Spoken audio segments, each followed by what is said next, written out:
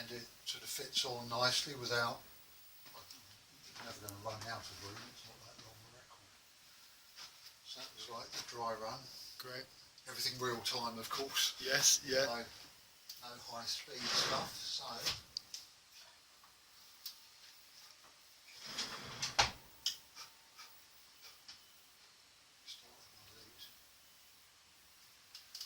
You haven't seen this process? No. They blame Lacquer. Do you want to explain a bit as a go? Yeah, great. Only 2 companies in the world make these. One in America, one in Japan. I use the Japanese ones as I think their quality control is better. No one makes these. No. Cutting lathes. No one makes these.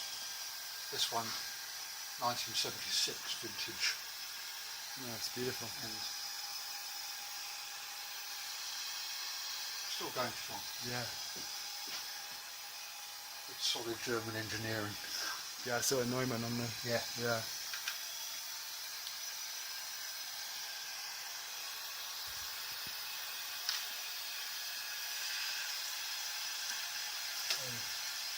Set the groove depth.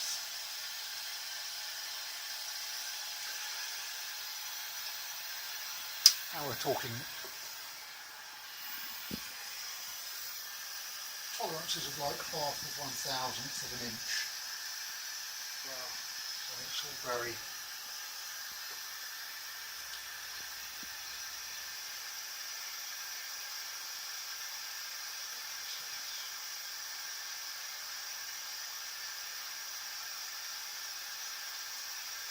okay. So well, we've set the lathe is ready. Music's all queued up. Off we go. Oh! I hit the button and the phone goes. It'll wait.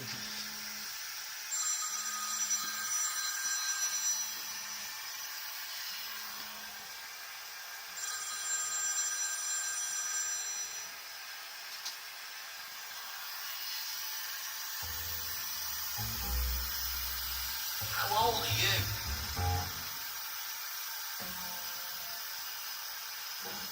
How old are you? Just about see the stylus on the surface of the lacquer there. Oh, yeah. How old?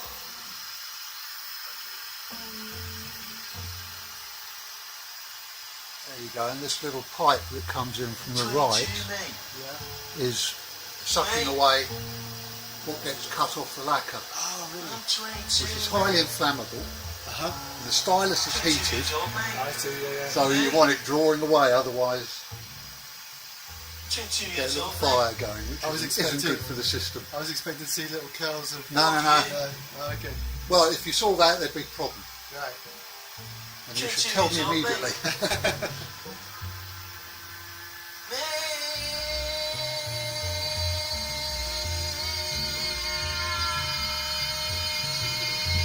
That's what all that sucking noise is, and it's also holding the lacquer Wow. stuck to the turntable. Okay, yeah. So there's no slippage or anything. So there's a suction on the turntable. Yeah. That lacquer, I'll play off, is, it's hard to get your fingernail underneath it, lift it, Yeah, straight back down.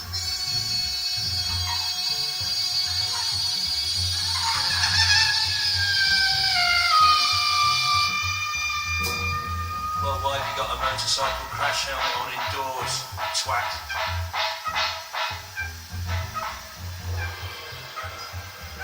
It's DJing with a motorcycle crash helmet on, indoors.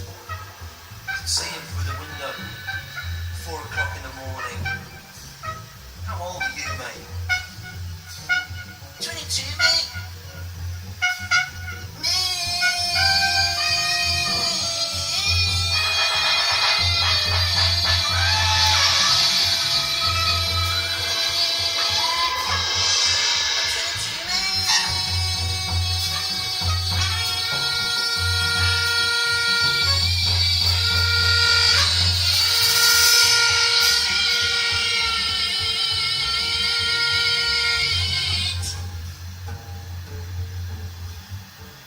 regular invite. So when you were doing the dry run, this reading in the centre there, So what you did the phase scope? Yeah. Was it what? Sorry. Does that tell what are you looking at for particular artifacts? Yeah. I mean that. If you imagine that rotated 90 degrees, Yeah. so as that line was horizontal, Yeah. that actually shows the movement of the cutting stylus. Oh, I see. Right. So if the record was if this was mono, that would just be Okay. a pencil thin vertical line. Right. But tilted the other way, the cutting stylus is only moving laterally. Right. Okay. So any side, but the way this is orientated, any side to side movement Yeah. is actually corresponds to a vertical movement Okay, of the yeah. cutting stylus. Right. So it's actually moving in 3 directions at once. Yeah. It's moving across the lacquer, it's moving up and down and sideways. Wow. And for the purposes of vinyl, you don't want too much vertical movement, Right. or as we see it, side to side movement. Yeah. But there's ways to correct it if there was, but we don't. It's not an issue on this job. If it was a problem, I'd press a button over here and the problem would be sorted. So sonically, what would side movement? What would that represent in your? It would mean that there was some out of phase stuff, okay. or some stereo stuff, Yeah, which yeah. is fine in the upper frequencies. You don't want too much low frequency Okay, yeah. One of my out of students phase. said that you were very abusive to him on Saturday night at about 4 o'clock in the morning. He said you were wearing That this having all dressing been gown, walking boots, sort of and no prepared, Yeah. all the and he tracks are identified it clearly as you. at the right relevant level to each other. I just think you need to be So aware there's that not you are a recognisable actually, personality now if you're going to once I've set it all up, there's not actually a lot to be done other than keep an eye on it, and where the one track goes to another, Yeah. I press a button here which puts the marker on the lacquer. Oh, okay. downstairs from you.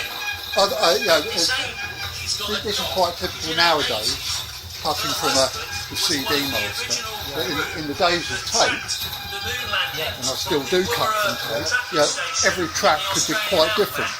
So you'd set up one track and then track two's coming along and they're like, Yeah. All-night party in a house full of trustafarians that she clearly has no interest in attending.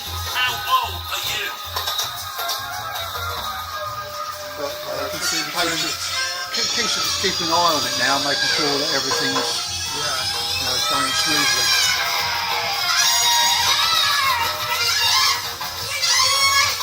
These here with the amplifiers that drive the cutter head. You can see on these trumpet blasts, we're getting more current going through the system. Right.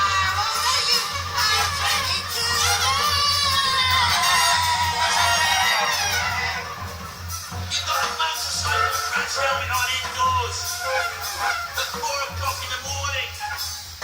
How old are you?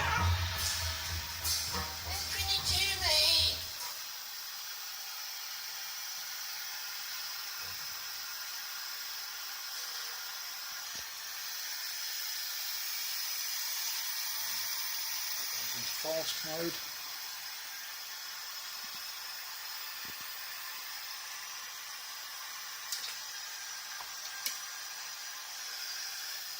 There, hey presto, Fantastic. is the record.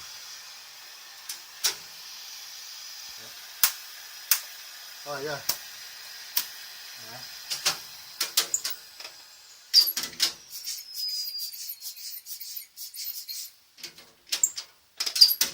And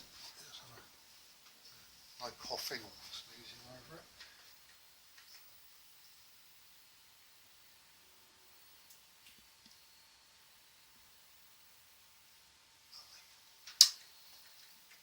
You can tell the condition of the cutting stylus by looking at the groove that it's cut. I see. Yes, the stylus got dirty or damaged or whatever, you see that in the groove. Yeah. Right. And I can see that that's looking lovely. Cool. So D-Prom LP143. And you can see for yourself there's not a mark on that. It's lovely and clean. It's another thing that can happen, the pressing plant will take that out of the box, someone will drop it, scratch it, and they'll go, oh, the lacquer's arrived, mate, and they're damaged. I think, no. Evidence. Yeah, exactly, yeah. So all I do is just write the catalogue number, D-Prom LP 143 side A, cut 1. And if you don't mind, just do a little NS, my initials. Oh, yeah. In the run out groove area.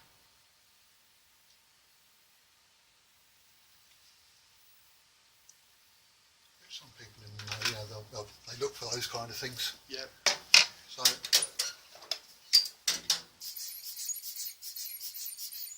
there it is. I'm confident that that's good. So that goes in the box.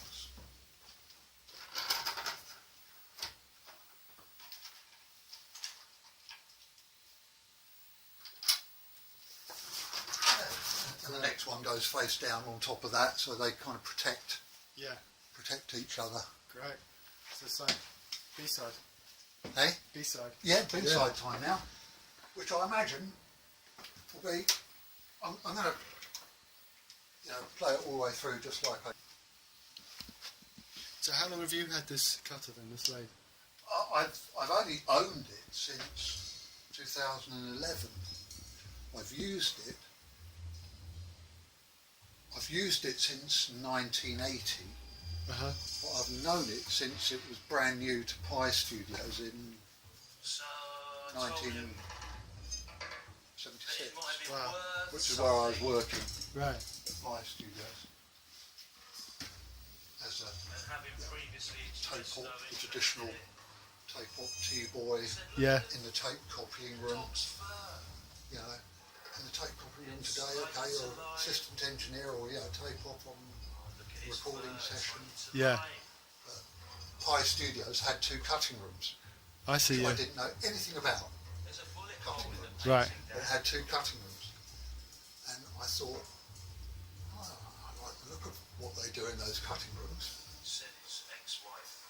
And this lathe, I remember the day this was new there, I think. And wow. If I wasn't needed in the studios, I kind of showed an interest in cutting rooms. Right, wow. Record cutting. And then, I was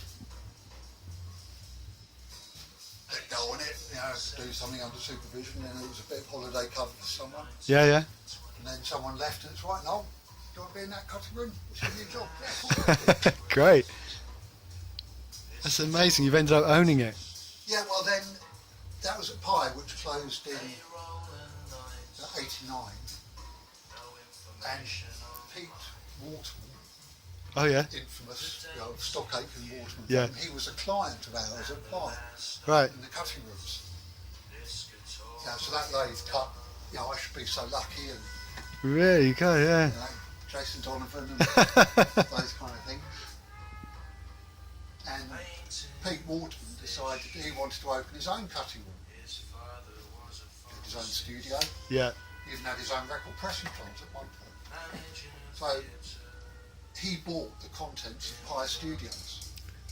Oh, I So see. 2 recording studios, 24-track machines, big Neve desks. Yeah. Kept some of it, sold some of it, lost some of it, but built the cutting room for me Right. at his studios in the borough, Right. at PWL Studios, the next door building. And so for 15 years of work with Pete, Right. he bought the lathe, employed me as Yeah. the driver, as it were. And then 2005, lease was up in our building. Pete had different plans. He closed his studios. I was going to buy it all off Pete, but then Metropolis Studios over in West London, which is great big studios. But I know people. He said, said, "No, you're mad. Don't you buy it. So, Metropolis will buy it. Employ you. You come and work at Metropolis." I thought, yeah, okay, cool. I'll do that. Yeah. But then after 5 or 6 years at Metropolis, I didn't like. I could see the way it was going, and so I thought, no, I want to buy it. So I offered to buy it off Metropolis. Yeah. Which they were happy to sell it to me. I built this in the bottom of the garden. Yeah.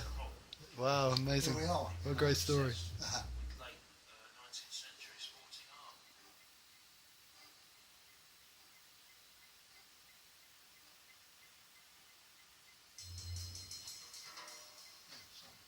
So you've really rode out the trough in vinyl and the resurgence of interest in vinyl. Well, yeah, I saw it at the time, but even when when there was a heyday of CD, I suppose the 90s or something like that,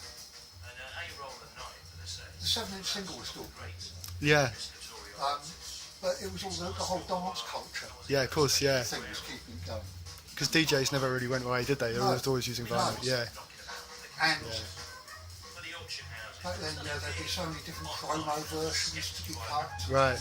This one was mixed by Danny Rampling, this one was mixed by Pete Tong. Yeah. There's so many different versions, basically, of the same record. Yeah. All new cutting. So Yeah. even though you might not have been doing so many sort of mainstream LPs, Yeah. the 12-inch dance single Yeah. Kept you going. kept us going.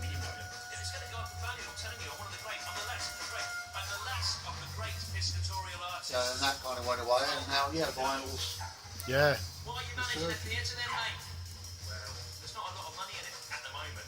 Give it 100 years. Yeah, but because it was They will be calling me the last. seen as being a dead medium, Neumann, in the late 80s, I think, no one's buying a new label from, so they Did you stop? stopped making them. Wow. They would still service them Yeah. for as long as they could. Yeah. Then, they weren't making any new parts, or the people that had made them were getting old and retiring. Yeah. So gradually, it just kind of Yeah. all finished. Now there's just 1 or 2 independents. Right. Yeah. They're like calling the RSC if your car breaks down.